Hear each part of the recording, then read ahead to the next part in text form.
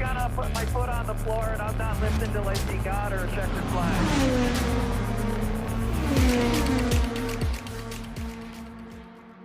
Hello, welcome back to Race Week. We finally get to say it. It is, in fact, race week. Are you going to introduce yourself? Hi, I'm Megan Dennis. Hi, I'm Meg Taylor. We're made for cold opens. We'll see what happens with that. Listen, it feels like we've been out of practice for a minute. It's fine. We're fine. Everything's fine. I screwed that up royally. Hello, this is a Racing Thoughts and IndyCar podcast. I'm Megan Dennis. I'm Meg Taylor. It's still Race Week. I'm putting all of that in. As you should, because honestly, it's very on brand for us. Let's be honest here. So it's fine. All right. Last week, and by last week, I mean, like, it probably came out on Sunday when y'all are listening to this on Thursday because your producer is a little bit behind, but that's okay. Previewed the grid for 2025. This week, we are previewing St. Pete because we're back. It's here. Y'all, we survived. This feels like the longest off season ever, honestly, because it was.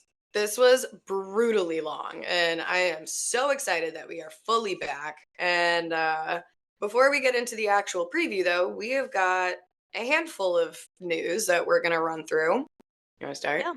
Yeah. Starting out with the probably biggest change, I think, probably the biggest set of this news. I think there's a lot of interesting stuff on here, but Doug Boules, who has been the head of IMS, has officially taken over as head of IndyCar, which means Jay Fry has stepped down or was removed or something led to he is no longer with Penske Entertainment and working for Penske Corporation. Doug Boules has come over from just being head of IMS to now taking over the Indy 500, IMS, and IndyCar. I think this is quite honestly going to be a really good move. For those who don't know, Doug Boules has been in the sport for a really long time. He has previously been the head of race teams. He is Conor Daly's stepdad. He very much, very, very much cares about the sport and is very invested in the sport. We've been able to see what he's done with running IMS for the last few years, what, he's been doing to get the museum back up and running in a much better way, which I think opens in the next few weeks, April-ish time, give or take. Yeah, it opens in April, but they did like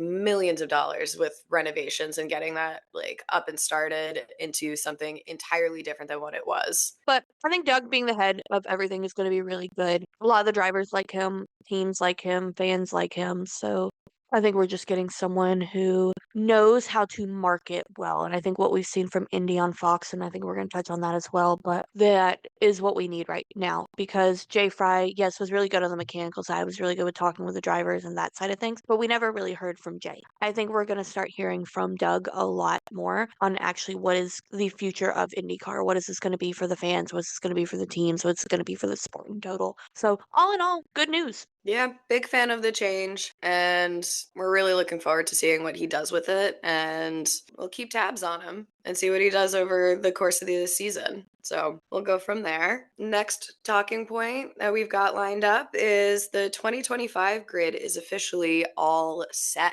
We had Rinus VK got his seat in Dale Coyne, right? Yeah, he finally got the Dale Coyne seat, which is fantastic. I really enjoy Rinus as a driver. I think he's excellent. So I'm glad that he is back on the grid officially and we don't get to lose him as a driver. No, I will completely echo that. If you have listened to our grid preview and remember when I said about the number 18 and we didn't know, but I was not going to be shocked if we saw Rinus VK. Pretty proud to say I was right. And we are getting Rinus to stay in that seat. As much as, I am excited for ECR and Alex Rossi to be there, it can't go without saying that Rinus did get kind of done a little bit dirty in how he got dropped, at least from the public facing side of things. So I'm glad everything was able to work out for him to be able to land somewhere on this grid when we're seeing it's getting harder and harder to have a seat in IndyCar. Yeah, 100%. And I just think it kind of goes to show that everything is up in the air at all times. Nothing is ever genuinely set in its ways. As we know, contracts don't necessarily mean things are locked down. And so it's always interesting to see the musical chairs that happens whenever seats open up or contracts get broken or whatever the case may be. So it's always important to keep in mind when thinking about your favorite driver or your favorite team. It is just a giant game of musical chairs and anybody could end up anywhere. At the end of the day, it's business. And I think our next piece kind of ties into that as Well, speaking of Doug Bowles and speaking of seats, his stepson, Conor Daly, who that's been a bit of a mess in the last week and a half-ish time on what's happening with Conor. Let me start off by saying that Conor will 100% be at St. Pete this weekend.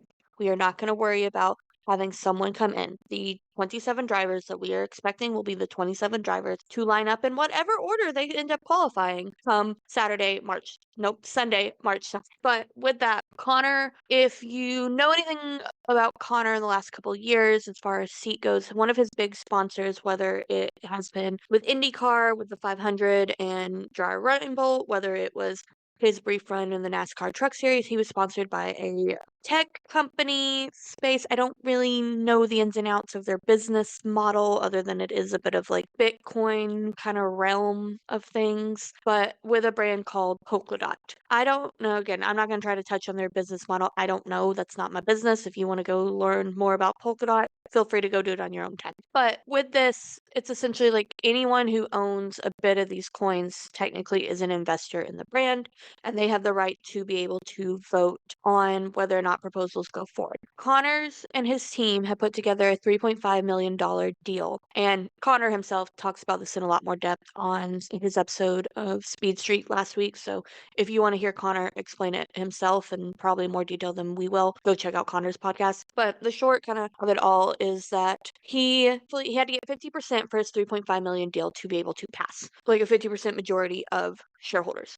With this, they had 28 days to vote. About 20 days out, he was about at 96%. So looking good, not too concerned. But apparently, Conor and his manager didn't read the contract too closely and didn't realize that it was a weighted voting system. And so, with it being a weighted voting system, then it ended up being there was one guy who owned a large scale bit of this Polkadot entity, and he voted no. And then he was able to get another guy to vote no. And because of the weighted system, it went from them having 96% approval to 45, and it didn't pass.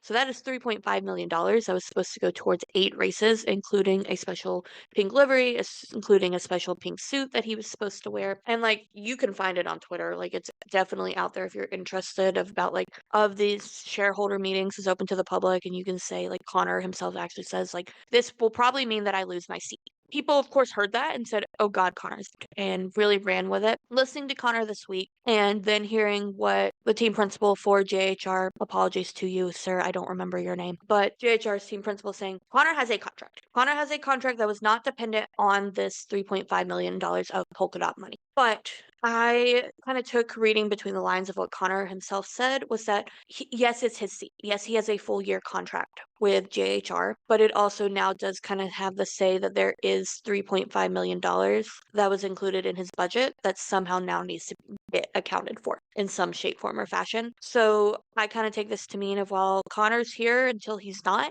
it could potentially be his seat to lose at some point down the road. Yeah, that's the long and short of the Conor Daly seat drama at the moment.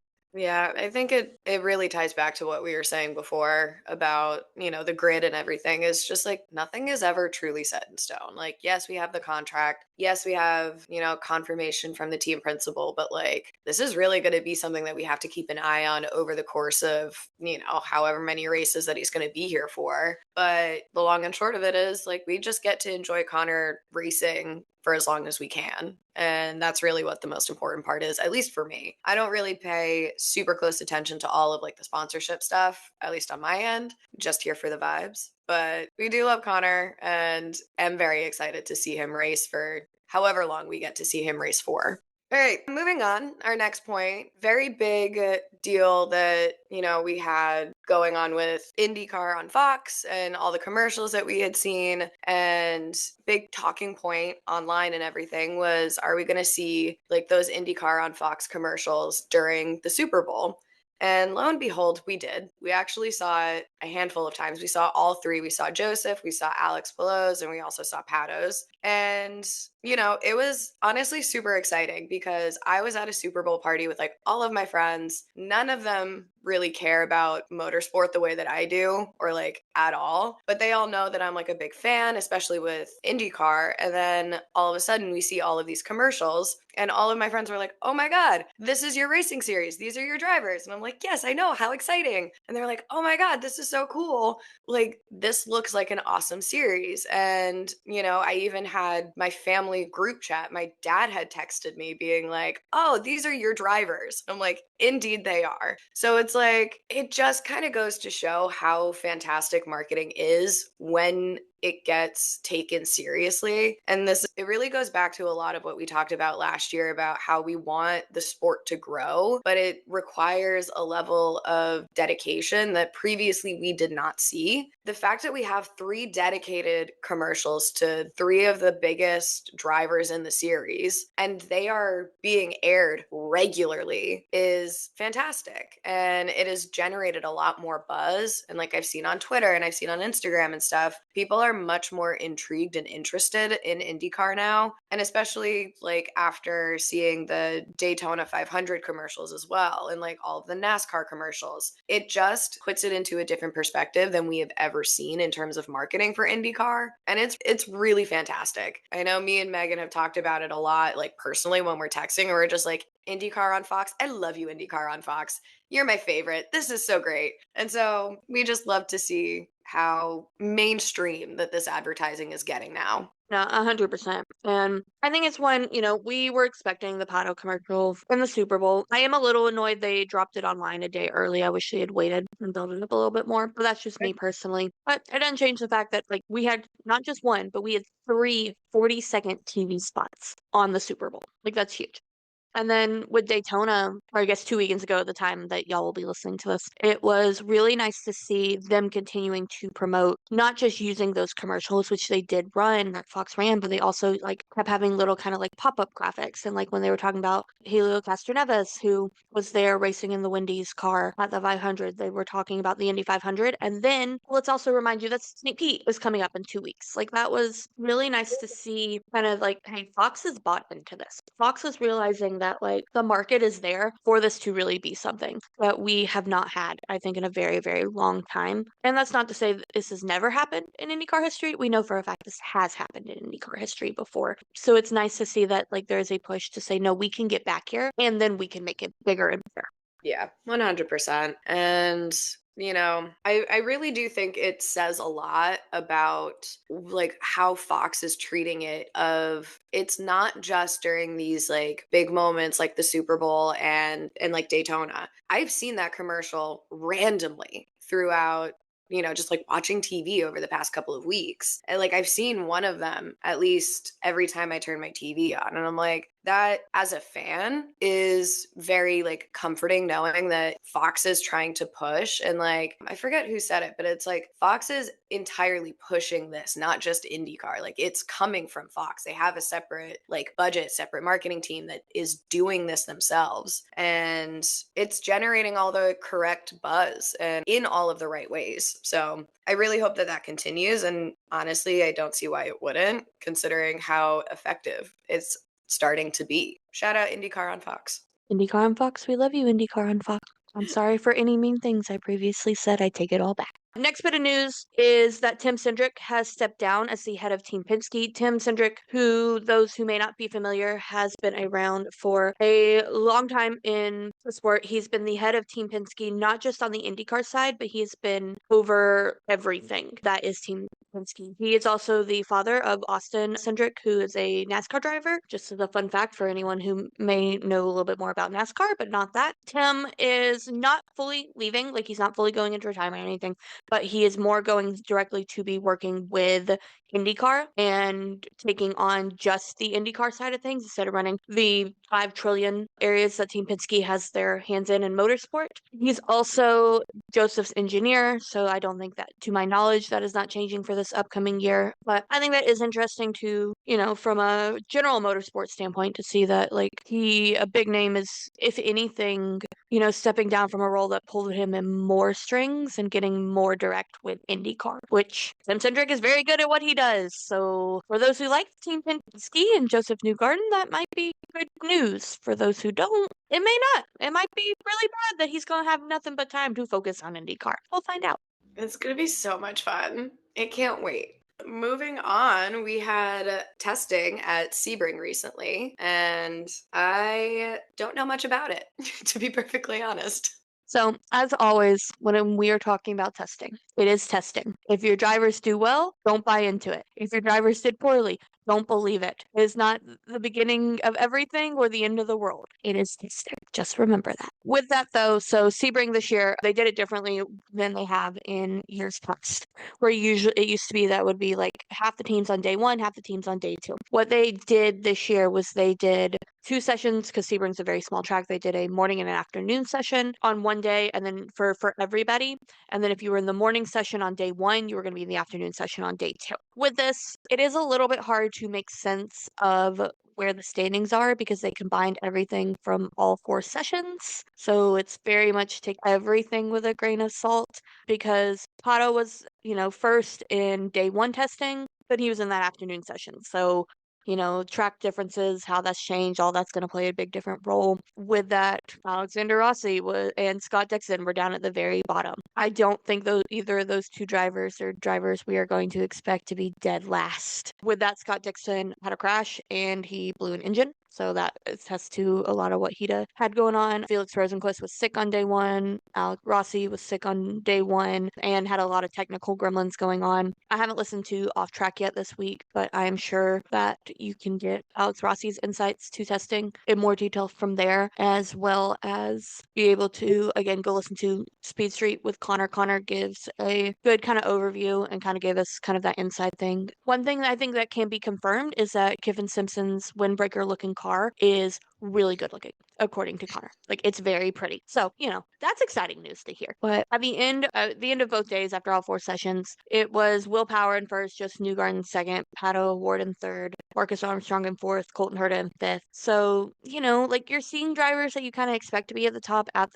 But again, we don't know people's run plans. They have more time than they do tires, so we don't know what tires they were on. We don't know what fuel they were doing. We don't know if anyone was doing quali runs. We like any of that. So at the end of the day, it is testing. You're getting also a bunch of new drivers and new cars who are probably trying to spend time figuring out setups more than, was their actual like full out 1 lap pace. So that is my official thoughts on testing.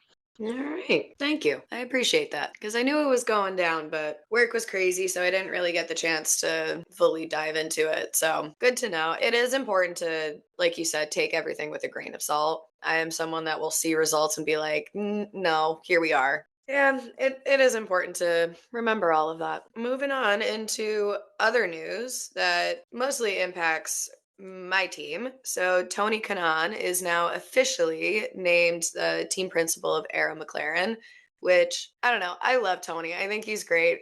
Me and Megan literally call him Uncle Tony. I think he's fantastic. You can tell how much he really loves the team and he loves these drivers and he wants them to succeed. So, seeing him step into that role was not unexpected. Like, I fully figured that was coming at some point and we love to see it. So hopefully Tony does wonderful things with the team this year and we're looking forward to it. Yeah, I put it in here as news because I guess it is something worth talking about, but it's one where he's been deputy or interim or whatever word they were using, team principal since like November. So I'm just kind of like, cool. Yeah, it's like, when they have an interim head coach and then they take the interim off. It's like, cool, you've already been doing the job. Why are we spending time making a big deal out of it? Yeah, but I don't know. I don't want to say it with my whole chest, but I feel like he's been pulling a lot of strings behind the scenes anyways for a lot longer since November. I think about his whole relationship with Nolan Siegel over the past 2024 season. So he's been in that position and doing a lot of behind the scenes work. At least that's what it appears to be from a fan perspective. So it's nice to see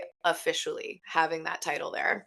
All right. So, yeah, I guess it's kind of all the news we probably have for this week. or I guess last couple weeks since we've done a news update, all the big stuff that you may have missed, quite truly. So I guess now it's time to preview a race. Finally! I'm so excited. So All right. this weekend, we go to St. Petersburg, Florida for the 20th running of the St. Pete GP. St. Pete is 100 laps, 1.8 mile, 14 turn street circuit. So first race of the year is going to be on street. It is a bit of an interesting track. It is a lot of laps. They've actually shortened it from years past. It used to be like 120. So they have reduced the number of laps for this race, but it's a long one. With that, something that I think is kind of interesting, that with it being the 20th running, Sebastian Weldon is driving the pace car and Susie Weldon is waving the green flag because with it being the 20th anniversary, Dan Weldon won that inaugural GP. So for those who don't know, Dan Weldon was a driver in the sport for years, really big name. He's from England, big, good racer, just big deal of a racer, part of that kind of whole Andretti Green team with Brian Herta and Tony Kanaan and Dario Franchitti. And in 2011, he was killed on track. So in our modern era of IndyCar, he's one of the two fatalities that we've had. And there's no way around it. Like, it was a horrible crash that ended up killing him. So I do think it's really nice that his wife's going to wave the green flag after 20 years later from that inaugural GP. And then his son, who is an up and coming racer, he is part of that Gamebridge Andretti driving family. So it's nice to see that Sebastian will get to drive the pace car this weekend too. Very sweet. And Dan is also who the current IndyCar chassis is named after as well. So we talked about that in previous episodes as well, but it's nice to all tie it together and very sweet. And I have a feeling they're going to do something, just like an in memoriam type deal or like an honorary type thing. So it'll be nice to see that. But then going back to last year's St. Pete race, oh boy, that was interesting. So we did not have the podcast at this point last year. And so we didn't really get the chance to talk about it. So technically, last year, Pato won St. Pete. However, that came a month after the actual race itself. So technically, when the race happened, Joseph did win, and Scotty Mack came second, and Pato was third. And then it came out the whole push to pass gate, which I believe we've talked about before. So because of the whole push to pass thing, both Joseph and Scotty got disqualified, and that meant that Pato ended up winning. That's always fun to remember. Don't use push to pass when you're not supposed to. That might be the second rule of IndyCar after don't jump fences. So, we don't have a thing to go through, and this is our current standings. So, what are the vibes telling you for your prediction this weekend, Meg?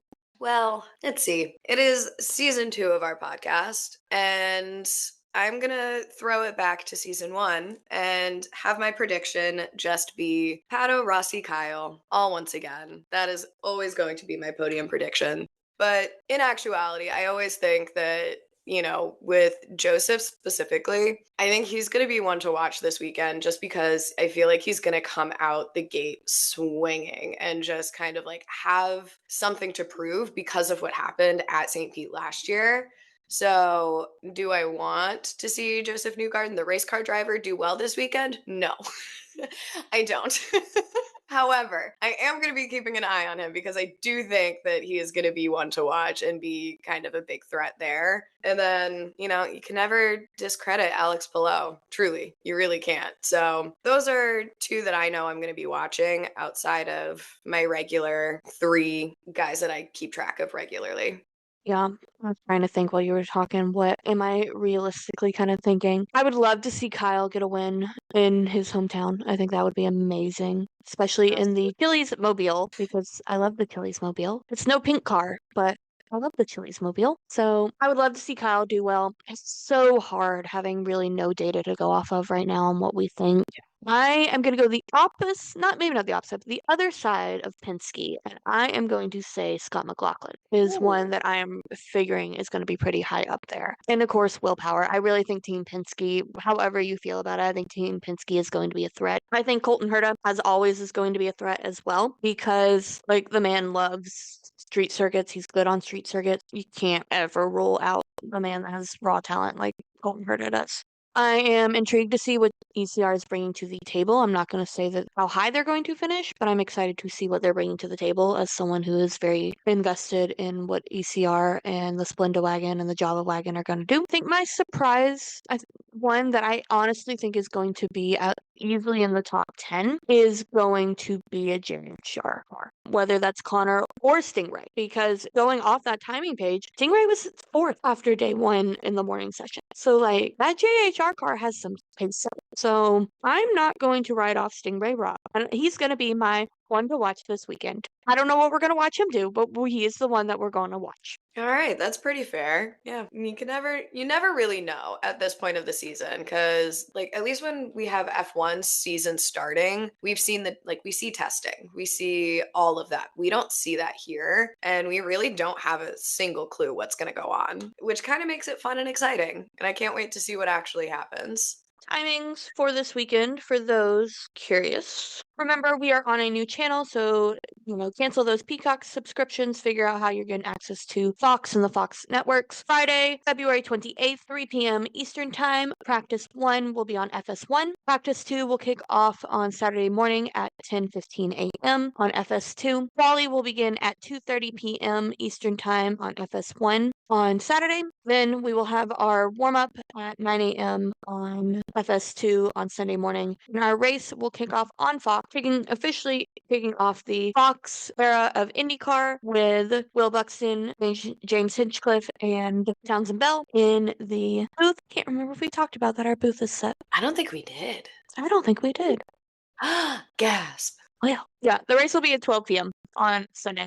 And then I guess to add that, we apparently, maybe, y'all talked about this already. We can't remember that we do have our official booth set for the broadcasting. We still don't know who our pit lane guys are, so that'll be exciting to find out come Friday afternoon is who's going to be our pit lane guys. But we have James Hinchcliffe and Townsend Bell coming over from NBC to Fox, which is very, very exciting news that we are keeping both of them on. And then Will Buxton will actually be coming from F1, being F1 TV, to coming to be our play-by-play guy for IndyCar. I'm excited about it. A lot of people were very like, oh, what are we doing here? I'm actually pretty excited. I think Will knows his stuff really well. I think he loves IndyCar, and he has not hid that for a very long time. Even in the times that he was not working with the sport, it's clear that he loves the sport. So I think it's going to be really nice to see it. And I think it was also really cool that they actually went out to California so that they could get used to calling races together before they're doing it for real.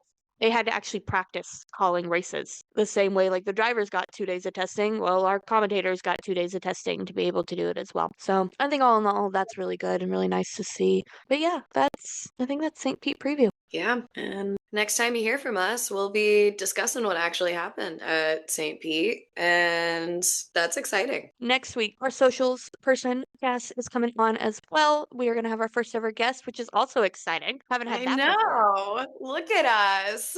We got mics and now we got guests. We might be a real podcast here.